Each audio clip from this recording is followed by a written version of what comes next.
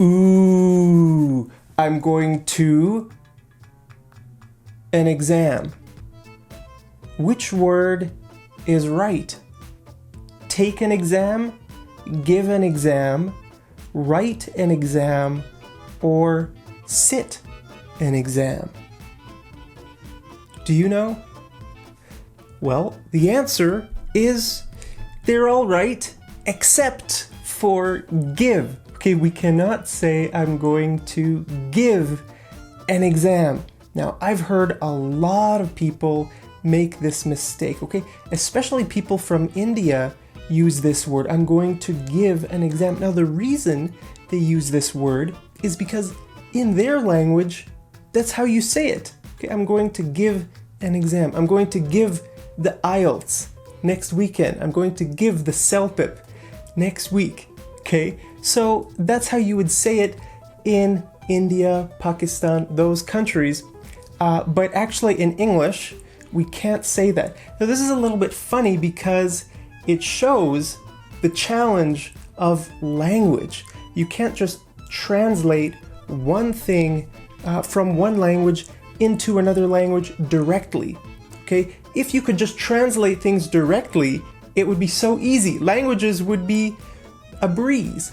A breeze means easy, super easy. Okay, languages would be a breeze. Oh, I want to learn German? I can just learn the words and then translate everything in my head from English to German. But it doesn't work that way, okay? I'm going to give you some examples, okay? Look at this. In English, we would say, I took a pill for my headache. Okay, let's say you have a bad headache.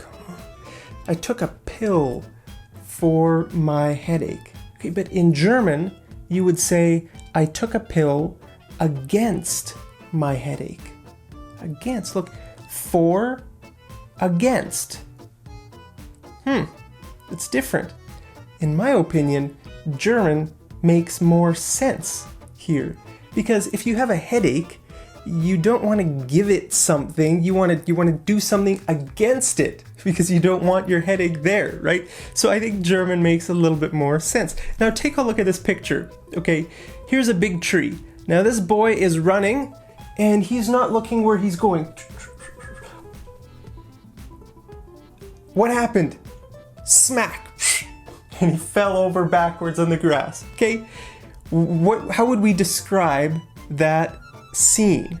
Well, in English, we would say the boy ran into the tree. Okay, he ran into the tree.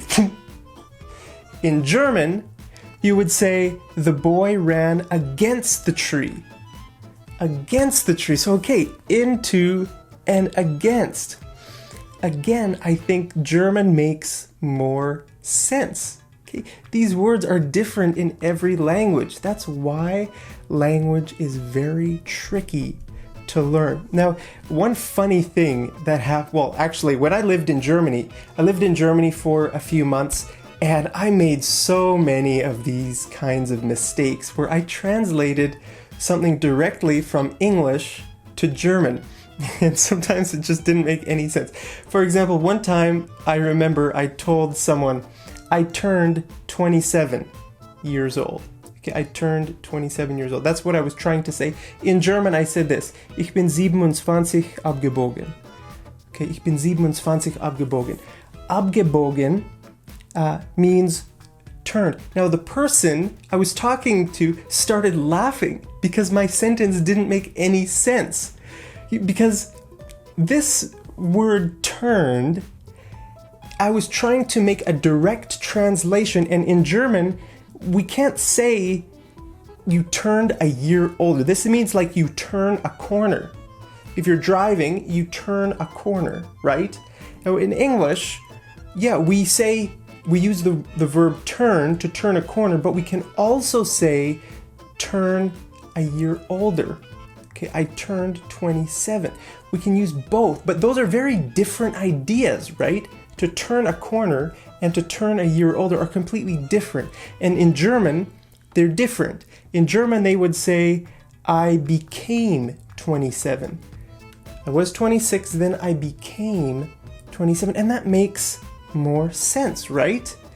Turned. But for some reason, in English, we use this verb, I turned 27.